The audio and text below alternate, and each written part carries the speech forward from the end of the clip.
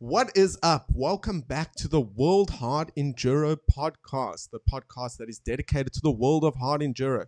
If you, like us, love dirt bikes, love enduro, hard enduro specifically, or just want to get to know more about the riders, then this is the podcast for you. In this episode, we will be following the Xross Hard Enduro Rally, round 3 of the championship. We will talk about qualifying, prologue, race day 1, 2, 3, juniors, women's, hobby class, pro class, and everything in between. Stay tuned for more.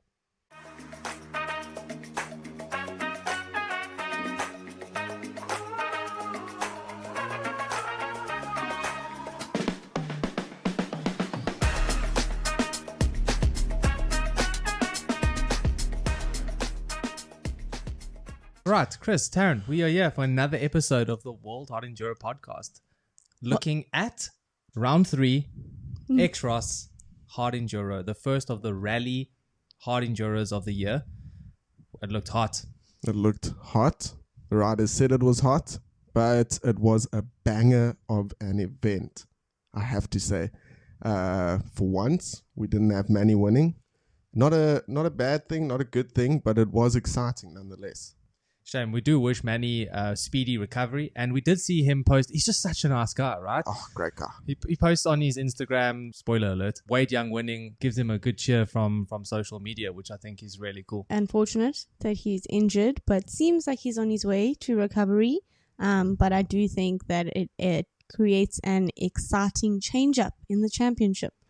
Yeah, it does look like he's very near to being recovered. I don't actually know the exact length of when he will return, but as of today I saw him training actually, which I thought was pretty quick from his surgery. So super interesting. I'm sure he'll be back in no time, but he is missed.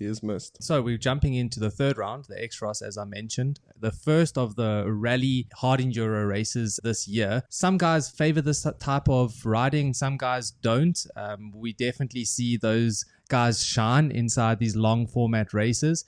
But where do we start off with? Inside these races, it's a 4-day long race. 1 day is qualification and prologue, and then 3 days of brutal riding inside the mountains. Kicking it off on qualification, I was well impressed with some of the young guns, right? Inside the qualification lap time. Qualification, just to let you know, is basically one at a time starting, and it's your fastest lap time. And then that will seed you for prologue, which is a 8-lap race with these top riders. But yes, young riders, they look fast, eh? Yeah, they really did, eh? Is the qualifying on the same day as the prologue? Yeah, so qualifying, prologue, same day. Okay. I have some results here from the actual prologue laps, and as you said, the juniors really came through on that one. We have Mitch Brightmore, Ashton Brightmore, and James Moore coming in top 3, all junior riders. Yeah, that is super impressive. From my point of view, I haven't actually watched the Serbia race before, so I wasn't too clued up, but I was very, very surprised at those results. Young Safa, James, putting it on the box, and then the Brightmore brothers just spanking the whole lot. That is true. It was really cool to see, actually. And then leading straight into the prologue, which, as I mentioned, is an 8-lap race with all of the top riders tackling the super enduro test. And that also seemed to be a bit of a show from the young guns, right? Just Mitch and Ashton pulling through, doing what they did inside the qualifications, with Teodor coming in third, if I'm not mistaken. Yeah, that's true. So we have Mitch in first, Ashton in second, and then Teodor in third. Yeah, super, super impressive. Well done to the Brightmore brothers. We have a clip from Wade Young that was actually, he was trying to go through the tires, and it looks like one of the tires got dislodged, and we'll play it for you now. And he seemed to get a little bit loose on the section, unfortunately. It looked like this was in his qualifying time, so that could have really affected his prologue start. But we all know it's just day 1 of a rally race, so important, not important. Yeah, not ideal, but definitely I don't think made the biggest difference to the overall event, that's for sure. Yeah, I did see that the organizers of the track were actually lodging one of those, what do you call them, like massive tree logs, boulder thingy majiggers. They were lodging them between tires, and it made me think, okay, like Wade's crash, it looked like the tires had rolled from under him, and you think that might have been the case, like maybe they weren't set in place properly? Yeah, it's a good point, actually. I didn't see how the obstacle was made, but if you said that they put a log through it, maybe that there was just a split between two logs at that tire, and that's how it just seemed to break away on Wade. But I'm not too sure what like the construction of that obstacle is all about, but unlucky. Yeah. I'm not too sure if it was the exact same obstacle. That I'm not sure of, but I did see a video of them lodging it through something that looked very similar. So I'm assuming. Yeah, and then that pretty much leads us to the first day, right? Correct. That leads us into race day 1, which is at least, 100 kilometers. Quite a start. It's not necessarily an easy first day, and what's still to come for the rest of the event. But yeah, a tough first day. I think the heat caught everyone, and it wasn't even the hottest day. And also something that maybe you guys didn't know is that the guys that finished first in prologue, they then have the opportunity to choose where they want to start on racing day 1. In these rally races where you're following a GPS, there are markings for sure, but predominantly the race is being navigated via GPS. And it actually works out to an advantage in some cases when you let some guys go in front of you. Let's say if you finish first like Mitch, you can start maybe 3 or 4 positions behind. You've got now someone riding a trail inside the route, and you can focus more on racing your motorcycle, keeping safe, or probably number 1, and less about navigation. So that's what we saw from the race day 1. We didn't necessarily see Mitch and Ashton out front on the starting grid. Yeah, and I saw a couple videos from both Mitch and Ashton, both saying, for them, they've never had to deal with this type of race. They've never had to deal with the GPS system. This was a big learning curve for them. That first day, I think that's why they didn't necessarily perform as well as what we had expected, or maybe even they had expected to, because for them it was just really a day to know and figure things out, because as they said, they don't really have this kind of GPS style racing in the UK. So that first day took a little bit of like learning, and then honestly they were just up and out from there. I actually wasn't aware that it was a GPS race, if that's what you call it. What is the difference? I mean, okay, obviously it sounds like they use a GPS, but is the track not marked out, or how exactly does it go? The track will definitely have some markings on it. They'll put some tape up or some arrows, directional markers, but predominantly your race is navigated via GPS. So before the race, you hand your GPS into the organizers. They put the GPX file onto your GPS before the race, and then you load it up on the morning of the race and you get going, and you follow that GPS. So yeah, there's no way, or there's no excuse for getting lost, put it that way. Yeah, because if you think about it from an organizer's perspective, trying to mark 100 Ks of track, like actually mark it, like double tape on both sides with markers everywhere, it would take. And I mean, then also speaking from the environmental point of view, like the guy that has to clean that track up, well, shame. Well, I mean, let's not forget that they did have the whole track cleanup initiative. So yes, it did take a couple days, but they did actually put, a whole team and a whole thing in place to make sure that they did clean up the track after the race, which I think is very responsible thing to do. Very responsible. Good for the environment. Exactly. I would definitely be one of those guys to go out there and just clean the track afterwards. How cool would that be? I think that would be a pretty sick job. Well, if you've raced, then I don't think it would have been a cool job. Even if you haven't, unless you've had a couple of cold ones, then you could convince me to maybe get in on it. But 100K loop to go and take all the markers down, I don't know. You're going to have to really twist my arm there. Service point 1, there's a cold one waiting for you. Every checkpoint. Every checkpoint. So I just want to speak about how you mentioned that if you're like top 3, I think you said top 3, right? That they get to choose where they start on the day. It definitely was a strategic decision for Mitch and Ashton not to start first and second and to let Teodor go first, because as we'll see in a future video, Teodor says that he really enjoys this particular race, and so he's been there a few times. He knows how it works, so it makes sense for them to let Teodor go first. Yeah. And then pretty much the man of the hour, starting in 5th place, Wade Young. Also a strategic decision there. Made up some incredibly good time on racing day 1, putting in a performance that couldn't be matched by his rivals. So that was a really cool ride from him, right? Yeah, definitely. I do want to mention though that I don't know if you've seen it on like social media, but like I know that Teodor also had like a flat moose on that first day, which I guess was also because of the heat. So I think that also could have been a contributing factor as to maybe why he didn't end up getting such a good result. I know his comment at the end of the race or at the end of that day was he's blessed to have reached the final. Wonderful. Sorry, but just to backtrack a bit. So why would you not want to start first if you've got the GPS and the whole track set out, and I don't know how long the interval is between riders that are going? I would think you would want to start first.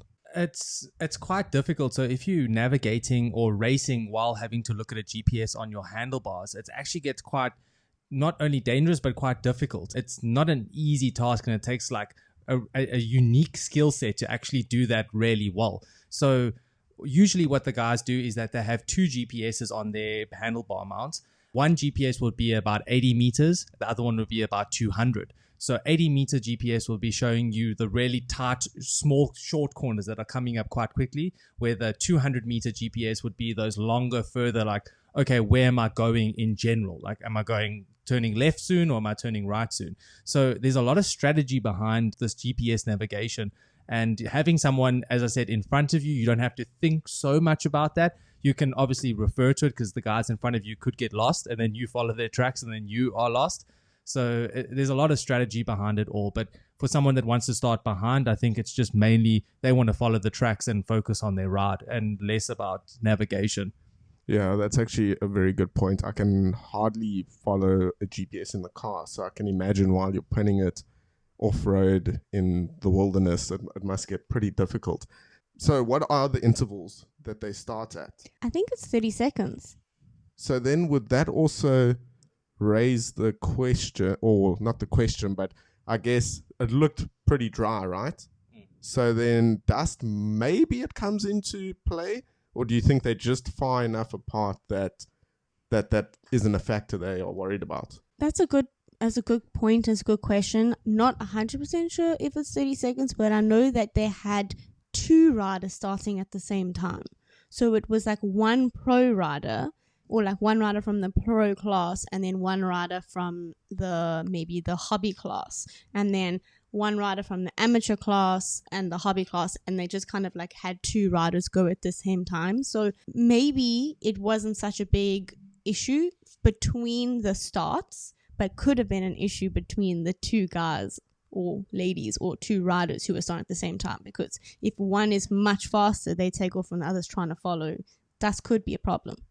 Yeah, I guess because I also saw the clips of 2 pulling away, and I apologize to any of the riders out there, but there were definitely times where I saw a pro rider and a rider that I didn't know. Yes. So yeah, I guess that does make sense that they stack them up like that, as opposed to like just 2 competitors going balls to the wall, putting it, and into the first corner. You never know what's going to happen, because surely you want to get the jump on your competitor if that's the case of how you're starting. Yeah, for sure. But also, we're just talking about the start here, right? This is a 100K loop or 100K day 1 race. This is it's such a small part of the actual race, right? I think like, yeah, I wouldn't be surprised if these guys are leaving not racing. Just okay, that said, though, the times were very, very tight, so guys did have to push. But I think, yeah, in the grand scheme of things, it's maybe not so important, let's say. My personal opinion. Yeah. And another thing that I just thought of now is, like, you almost forget that they're racing 100Ks, because unlike the Erzberg Rodeo, it wasn't really covered live. So, for me, I'm just watching the clips on YouTube, and they're like 3 minutes, maybe 4 minutes. So, and without any commentary.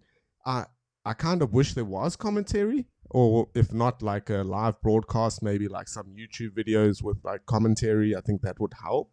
But yeah, you forget that they're racing for such a long time. Yeah, and that's why the Krapovic live timing was there available for some guys. So on their website, they had pretty much that live timing. But I fully get you, though. We don't have the whole time in our day to sit there and watch them go around on a digital map, right? Like, it's... Yeah. And I guess, like, for us as well as men, like, we're visually stimulated and it's not really stimulating to watch like little points move around, or I speak for myself here, but so what would make it more stimulating then for you? I guess like make it like a 10 or 15 minute like YouTube video. I guess like there's a lot of effort that goes into it. Maybe just a short review of the day, 15 minutes with some commentary. I feel like commentary, someone needs to tell me what's going on, because I'm still like trying to understand it, trying to learn. It was so much easier watching Red Bull Erzberg Rodeo, because there was someone telling me what's going on at least. And I guess we were following that from start to finish, so we kind of knew what was going on. But yeah, the YouTube clips, like you see who's starting, but you kind of don't know after like the first guy's gone who's starting in what position, and then you don't know where they are when they play the clips. Like, yeah, for me, my simple mind, it's pretty confusing. I think that's a really good point, and I think you're looking at the solution, with inside World Hard Enduro. Yes, if only we had Paul Bolton there. He could give us updates, give us live stream. He should do that, actually. He should be live streaming from, I don't know, maybe like Instagram, just to Instagram live for the whole event, giving us like the full broadcast on it. Imagine the battery back that must have on his back, like a whole generator. He's got like a trolley behind his bike that's just carrying a backup generator. Just live streaming the whole 100K day 1, day 2, and day commentator 3. As well. Yeah, that's brilliant. And race winner. Yeah. So racing day 1, what do we have there? So I do want to give a little bit of some acknowledgement to the ladies. So in the expert class, you have Kirsten Landman. She came in, I think it was 38th after day 1. And I know we have I saw a clip of her. She mentioned that, the first day was about 105 kilometers of riding. And she said that there were lots of steep downhills, but only a few technical uphills, which was quite surprising to her. I guess she had a different expectation of the race and what the race would entail. So that was an interesting observation from her. Yeah, that's actually super interesting. I think that also definitely affects bike setup, right? If you know that it's predominantly downhills, then maybe you're not going super deep with your sag, you stiffening up your front fork, making sure that it doesn't dip too much going downhill, making sure that the front end's a little bit higher. I don't know, I'm not too sure if the guys and the teams are talking about this, but I'm sure that could come into account.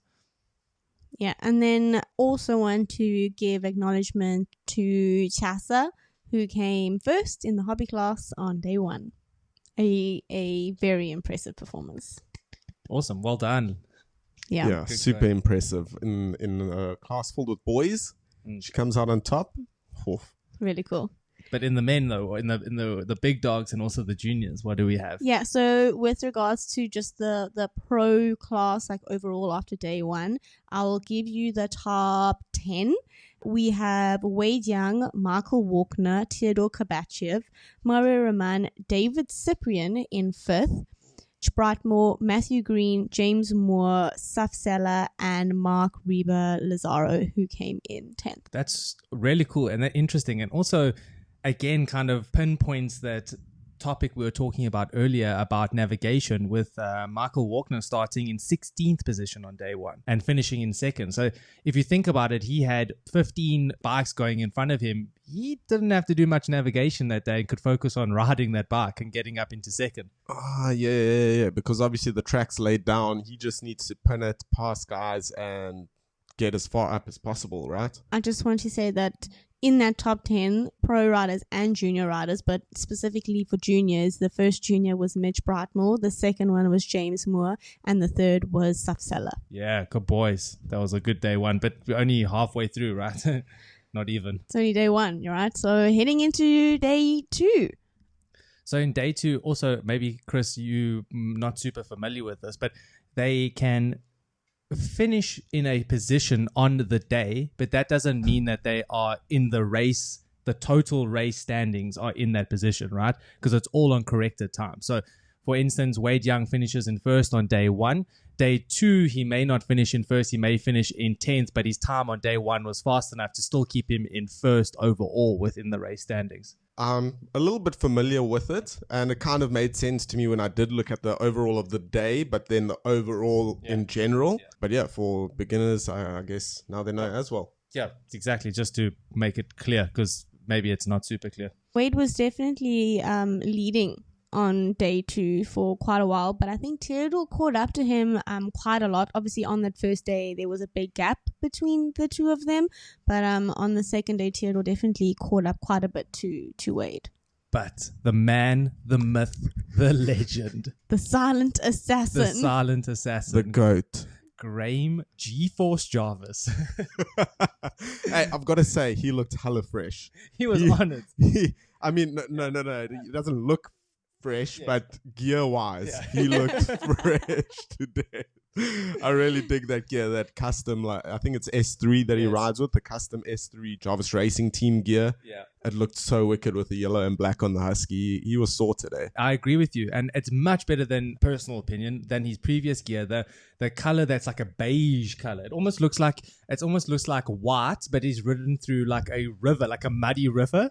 And then it's just like the whole gear has become beige, that color. I'm not a big fan of that. Maybe it's that it was originally white, right? Yeah. But maybe he got it at the beginning of his racing career. Yes, and now over the past years, Taryn, decade or 2 or 3. Yeah, it's just been marinating in sweat and dirt. But legend nonetheless. He looks fresh, and the way that guy maneuvers a bike and how he handles it, it's impressive to watch, man.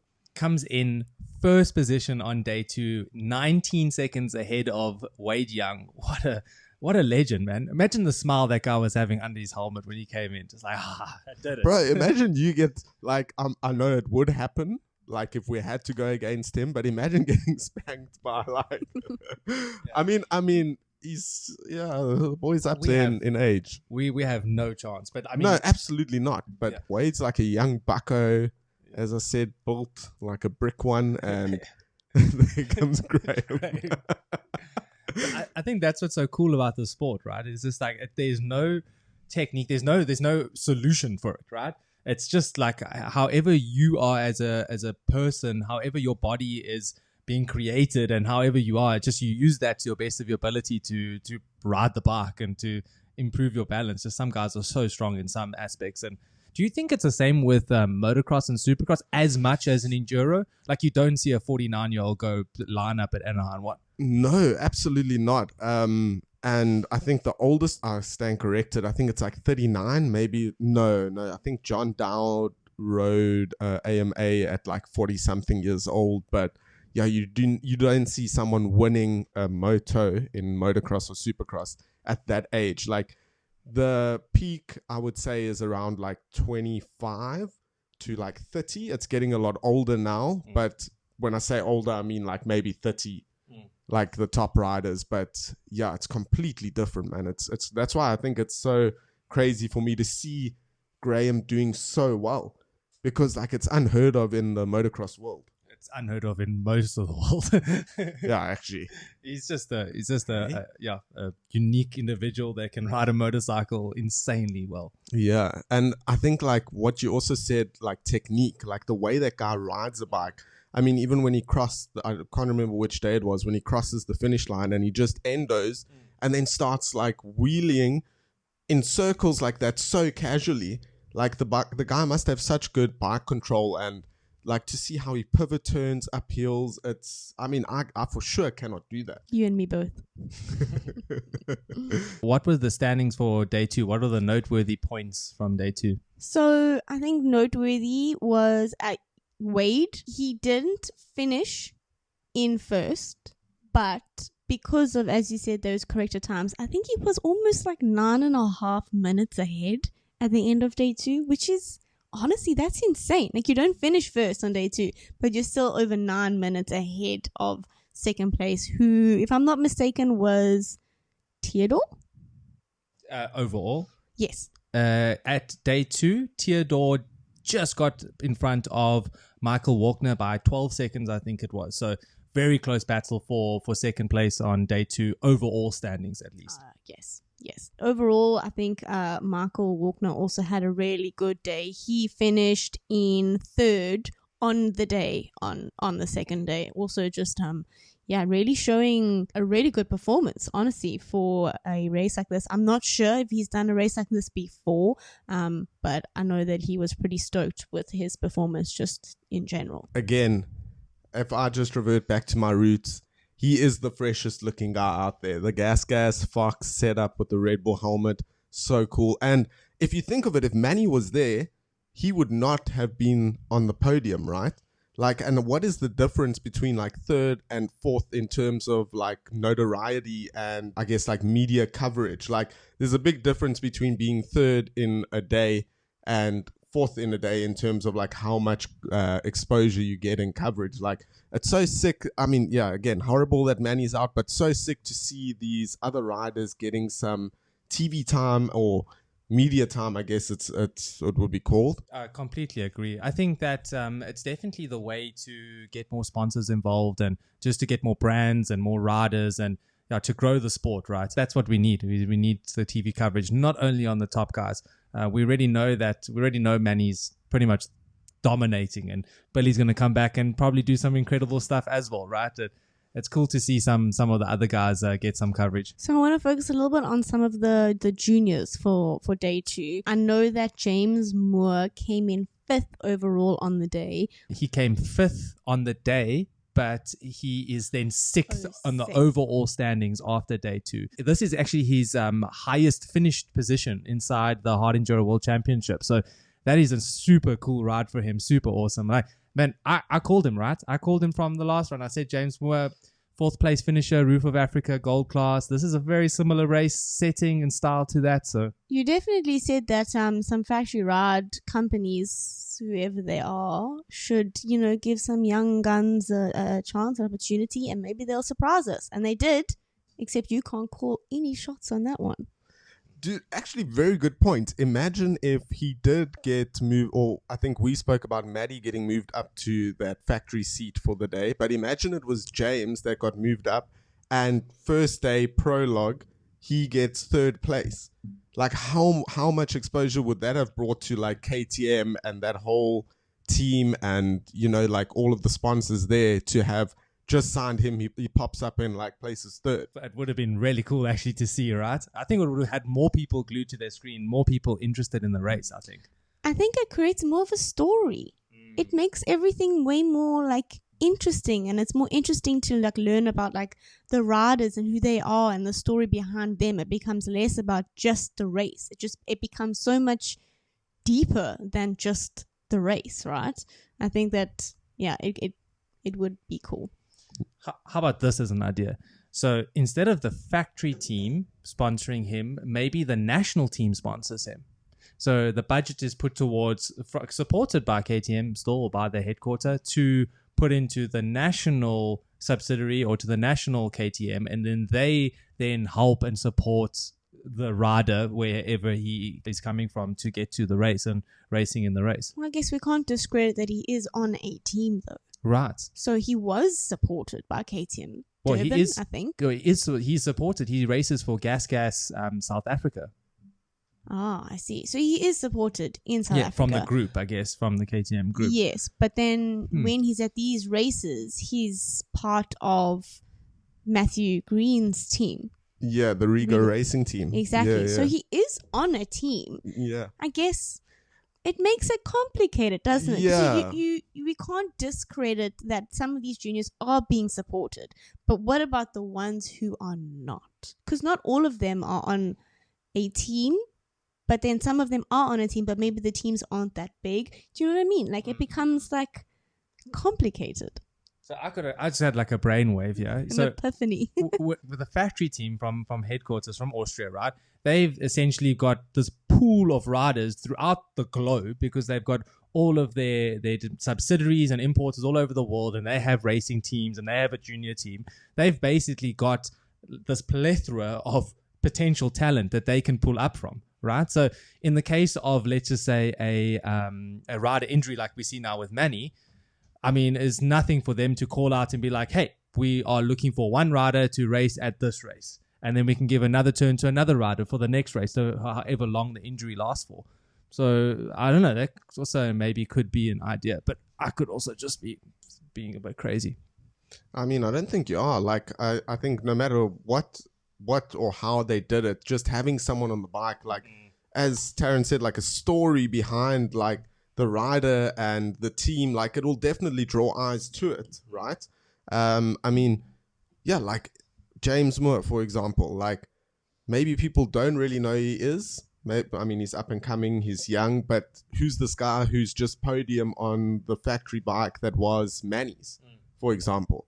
I mean, it could have been anyone, but like... Just for example. Yeah. I mean, it doesn't even have to be the factory bike. It can just be a bike with the KTM factory team or a gazebo, right? And just being under the flag, under the umbrella. A good experience. Yeah. A good experience for the rider, right? Yeah. Just a taste of what could be. Right, so James Moore taking 5th overall on day 2. That was an awesome ride. Well done, man. Yeah, and then Saf Seller came 2nd junior and Mitch Brightmore 3rd junior. That's overall after day 2. So Mitch actually didn't have the greatest day 2. He dropped all the way down, I think, to 10th position overall on that day.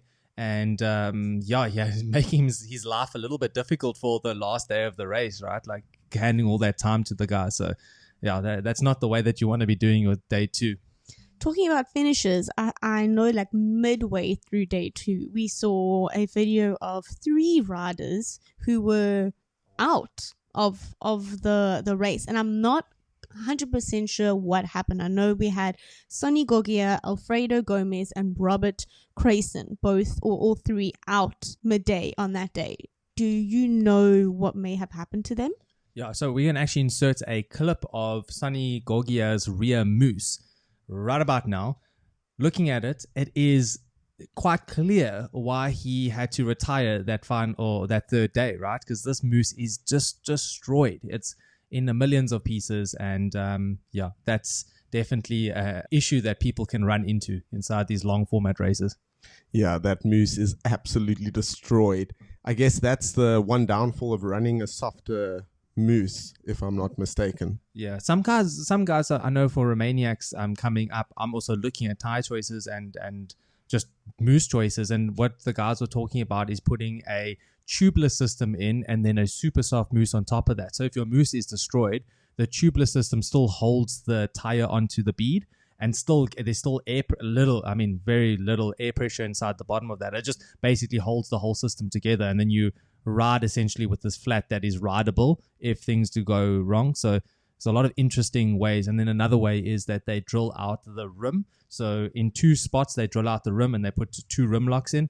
It's very soft moose so that tire does not get loose on the rim, or there's that the tire rim combination is fixed together. But that moose was destroyed. I also have a video of Radford Chug and Ben Wibberley in their setup, like their pits setup. I saw like a video of that, and how cool is their little setup there? Their cars like parked around, they got their little gazebos out. Like, it seems like such a vibe. Like, I would totally jump into that little setup they have there for maybe some water during race day. I have to agree, that setup's wicked. I would definitely have ordered a blow-up pool, put it there, get the JBL speaker out, and I probably would have had a bit too much fun. But it looks so sick, man. It gets me so amped for Romaniacs. Like, I think that, and just to attend events, like, it gets me amped to go racing when I see things like that, or just like, not even racing, just the vibe, the memories that they create. Like, that picture, the aerial shot is just like, it tells a story, right? I think that would be the convincing factor to get you to come and demark the track, Chris. Have that at the end of it, and you can race your way to the blow-up pool. Yeah. Demark your way to the blow-up pool. Yeah. Very good point that you put it at the end, because you would not be able to get me out of there to go and demark the track. Yeah, it looks so cool though. I think that's what it's all about. Like, from the guys that are like from, let's say, 8th and down, 10th and down, like, not really going there competing for like championship wins or anything like that, or podiums, but still nonetheless there. I think that's like where the real memories and the real like kind of friendships are made. Yeah, that's cool to see. And then just before we finish day 2, I want to give some time to women. So we have Kirsten Landman, who ended up in 41st after day 2. And Tjasa still in first in the hobby class after day 2. Bro, I know. that is so hard to believe. But I mean, she must be an exceptional rider. I personally don't know much about her. But yeah, that's an impressive result. Well, maybe we should get to know her better. I know she's got a wicked helmet. Alpine Stars helmet, the red and white combo. It is sick, man. Day 3, with over 30 degrees, the riders struggled. It's kind of like us in this room with no AC. Jesus, it's getting hotter and hotter. Fuck. I thought it was just me. It's so hot. Fuck it. Our AC broke yesterday and it is cooking. It's like 31 degrees here and Humid as hell. it's humid as hell and it's just, yeah. When's the AC guy coming? Taryn.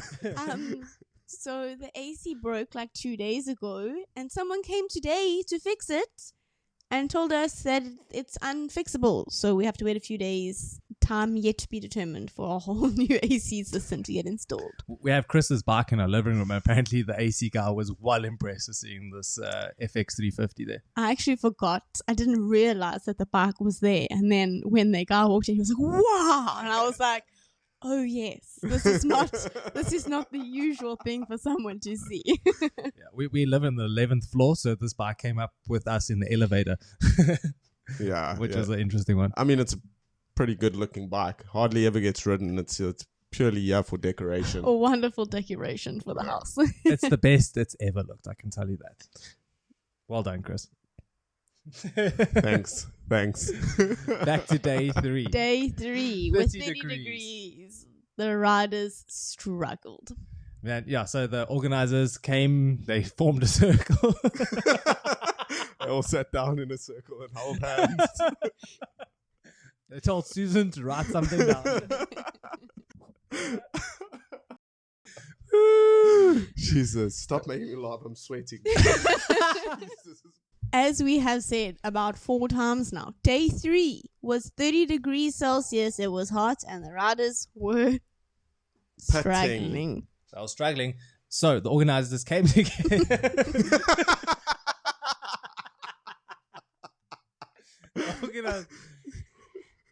The organizers came together and they decided, which I agree, to shorten the route or to make the route a little bit easier because, no one needs to be out there in such extreme temperatures, with kits on, helmets on. It's super dangerous. So I'm super glad that they actually did that. And it really shows professionalism within an organizing committee from my point of view. When you can take the riders' suggestions, the team suggestions, kind of swashbuckle it in your mouth and then put out a really good, thoughtful idea Decision. Comes to be made. So the day was short. We had Wade Young.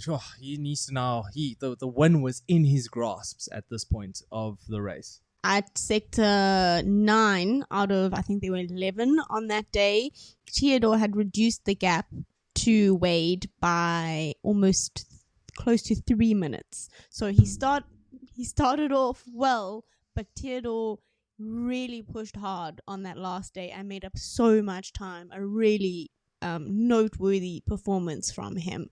Wade was definitely being kept on his toes on that last day. Fast bait. Biting hard. But this is 2.5 minutes or 2 minutes 40 seconds within like 12 hours of racing. that reminds me of a race we actually did once. Do you remember that race? I care to forget it. Okay, I'll remind you. So, we raced once. Well, only once did we race each other in an enduro race. No, it was an off-road race. Off-road race. Either way, many hours in the saddle. I think it was like 13 hours. And going, just giving it the beans, me and you, two men out in the wilderness. And it was survival of the fittest. And someone was the fittest by 12 seconds. And it was the invited that took it. Oh, that race. I think you still have my first place trophy. Yeah, so I invited Chris, the motocross guy, to come do an off-road with me, which I've been doing off-roads at that point, probably not so long, actually, maybe 4 years of racing or riding at that time. And Chris came to the off-road race, entered the junior class with me on his CRF 250, no modifications, 19-inch back wheel, tubes in this bike, not set up for enduro or off-road whatsoever, and just hangs it out. I was so sure you were going to get a puncture. I was so sure that where we were racing was Algoa Off-Road. So for some of the South Africans out there that was racing junior nationals back in the day, this was a race in PE, a junior national race, and infamous puncture place. Like you go there realizing, okay, I'm going to get a puncture. We have to do mooses or whatever to try to avoid this. And you do a 3-hour race and not get one puncture. And I just see you coming down the back straight, just absolutely hanging this 250F. Whoa, blah, blah, blah, things like splattering. Don't give a fuck. Just don't care. And you just revving this thing and come in and beat me by 12 seconds. And that's the last time I've invited you to an off-road race. I tell you that. Now it's all hard enduro because he struggles a little bit more there. Hey, look, there's no chance of me making a comeback, whether I would be invited or not. I'm going out on top, and that's it. Eh? That's it. One and done. Oh, goodness. Yeah, so where were we? Susan was taking notes. I know we said that Teodor finished with only like 2 minutes and 42 seconds behind Wade with a total of 13 hours of racing. Very similar situation. Yeah, very super similar. Very similar. Mario Roman came fourth on the day and then fourth overall. David Cyprian with his career best in fifth position. Oh, go David. That's an awesome ride. Yeah, absolutely.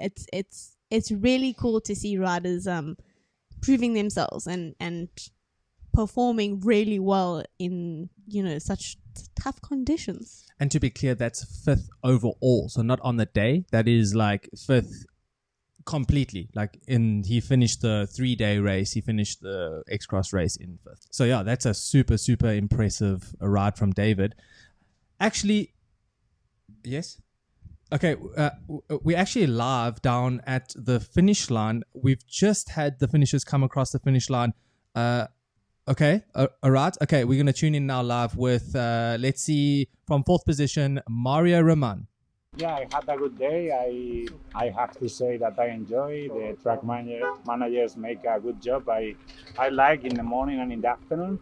Just a little bit of single track, but the rest were quite difficult, I would say. Similar than last year, and yeah, I enjoy. I had a good run. My bike was working perfect, and I secured good points for the championship. So I am happy. Give me a recap of the whole race, of the days. How was it here in Serbia? How did you like it? Yeah, first of all, when I arrived here, I was expecting to fight for the win, but then this rain was not raining, was not slippery. The track became much easier, so it's not only the track were easy, like it's only also the grip make the things much easier. So anyway, I tried my best the first day, but didn't have energy, so I lose by 15 minutes from the leaders. Then day 2, I didn't enjoy at all, and day 3, I was good, but yeah, not enough to be fighting with the guys. But like I said, good points for the championship. In a bad race, to be fourth overall is a good result, and looking forward for the next one. And Mario, were you quite fired up that the race was shortened? Please tell us about that and elaborate. Chances are he didn't mind it because I think it was a tough and a long and a hot race. I think all the riders were probably relieved by that. Quite clearly, he was quite exhausted, right? That's my point number 1. And point number 2, only rider inside the Hard Enduro World Championship sponsored by OnlyFans. What do we think about that? I'm a fan. You're a fan. I won't be subscribing to it, but I'm sure a lot of young Betties will be.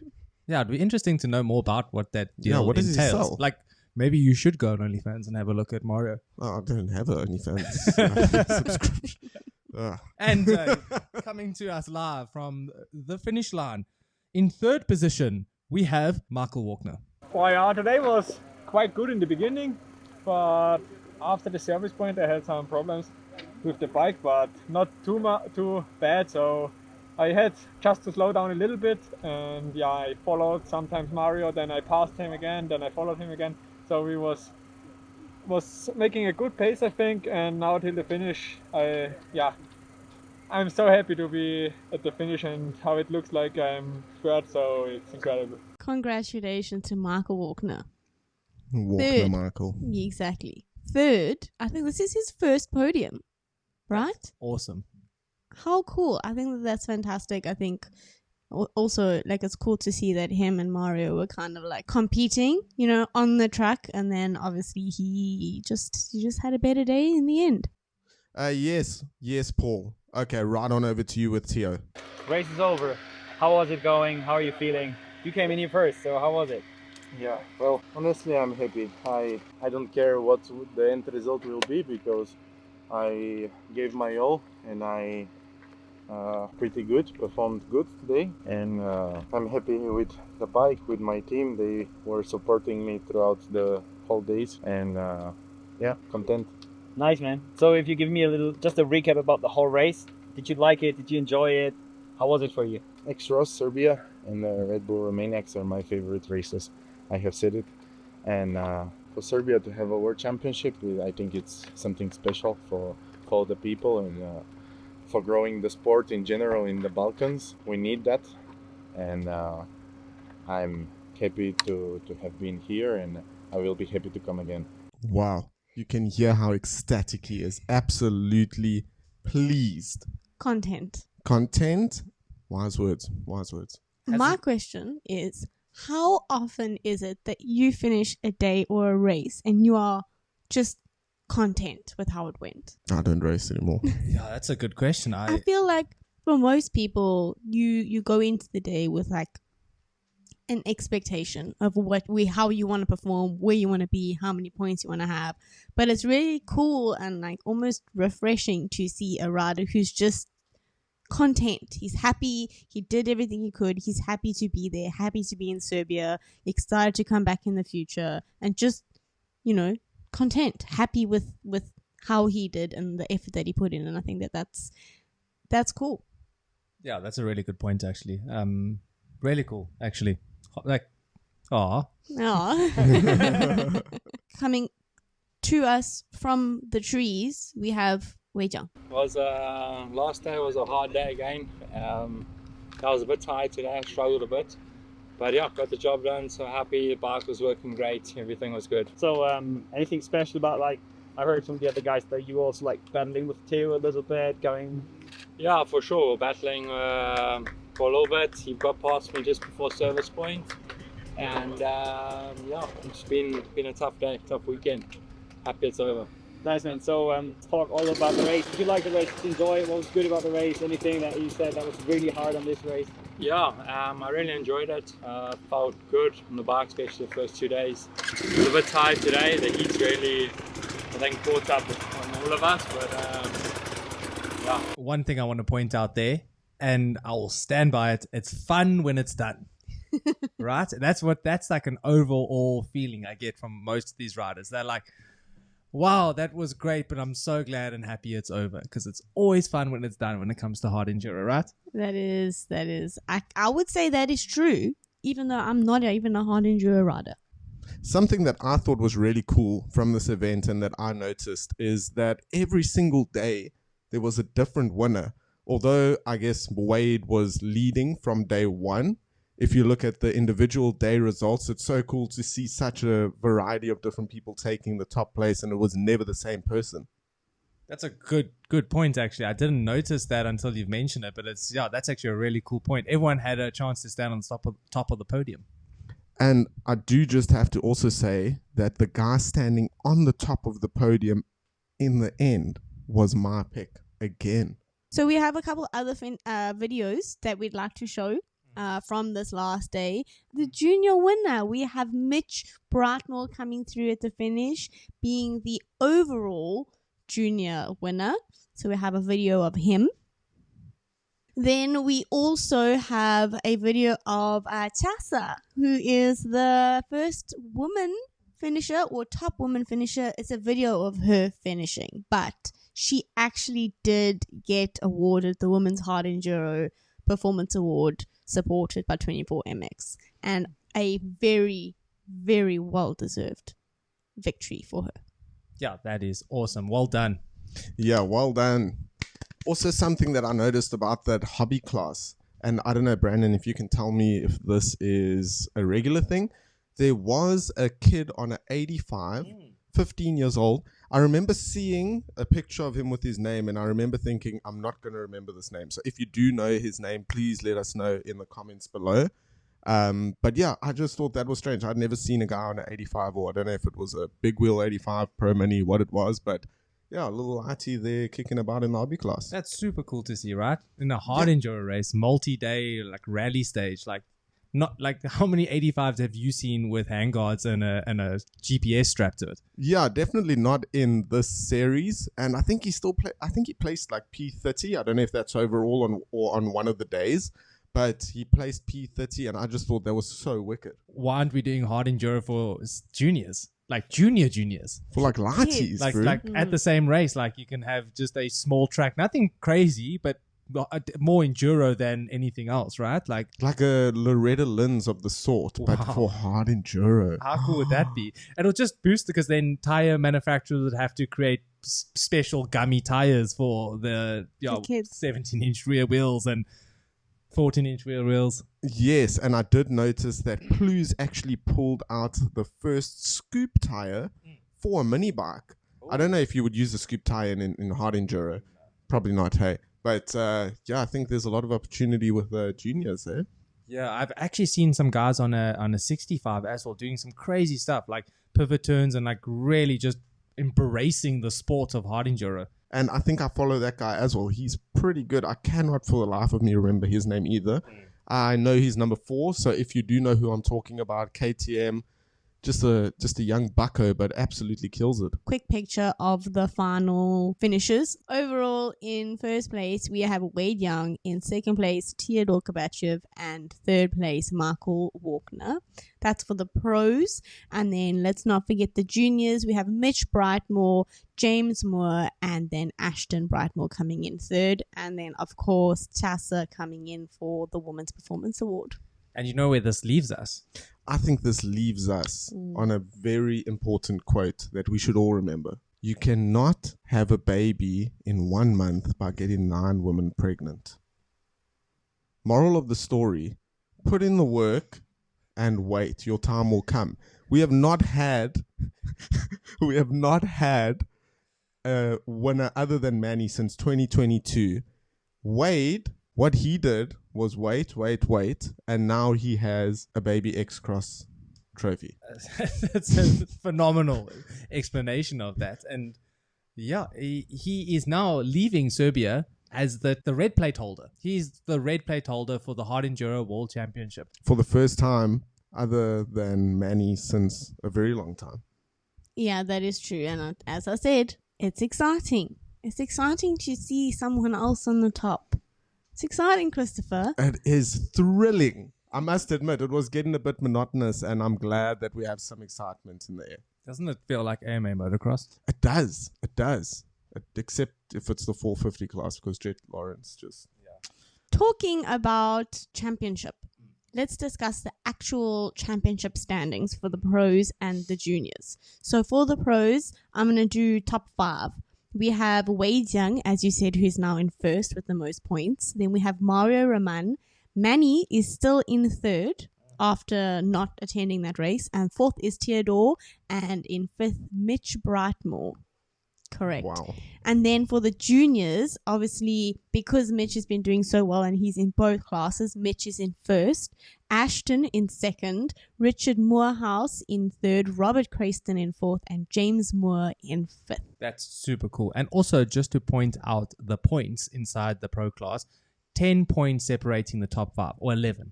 11 points separating the top 5. So it's still pretty close. In motocross, supercross, I know that you follow the points quite well after each race. Is 11-point deficit halfway through the season? Is that something you can come back from? Yeah, I would say that is pretty close. I mean, you can lose that in a moto, never mind an overall race day. I don't know if the point scoring is the same with hard enduro. I'm not too sure about that, but yeah, 11 points is not. I mean, it can come down to the final round. Yeah, so there's still a lot to play for those top 5, and the rest actually. Well, there's a bigger gap between 5th and 6th. Imagine if Mitch ends up winning the main class, because he's in 5th, right? So 11 Yes. points out, Yes. Yeah, that's not completely outrageous to think. right? I think the boys got to watch out for him in the future. Hey? Yeah, but also, as Taryn was saying as well, this was his first navigation race, right? Or that we know of at least. So, yeah, he's still got a lot to learn with navigation. And the next race coming up is probably the biggest rally navigation in hard enduro race that they'll have to face in the season, the Red Bull Romaniacs. And anything can happen on a rally. Anything can happen on a rally. Yeah. My only experience in a rally is the old Bhutan rally.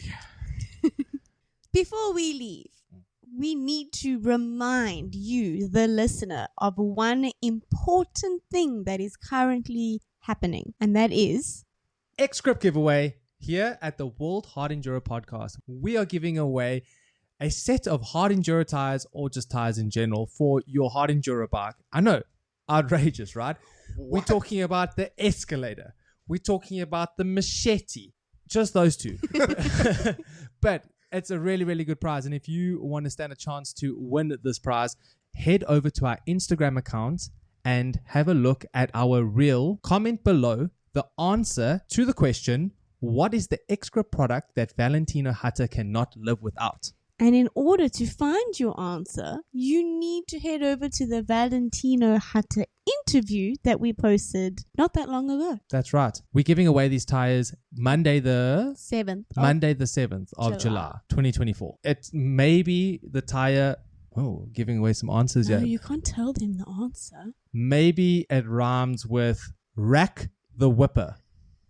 That's enough. We're leaving it there. We're leaving it there. If you guys have made it to the end of the podcast, we truly and honestly are so stoked that you are actually willing and interested to listen to us talk about the world of hard enduro. So really cool. Thank you so much. If you want to share some support, you know what to do. You just need to hit that like button, share with your mates. But if not, Keep it to yourself. That's cool too. that's cool We too. won't judge you We will still be producing videos pretty much every week. So when we can. yeah, when we can. Thanks, guys. Ciao, ciao. Ciao.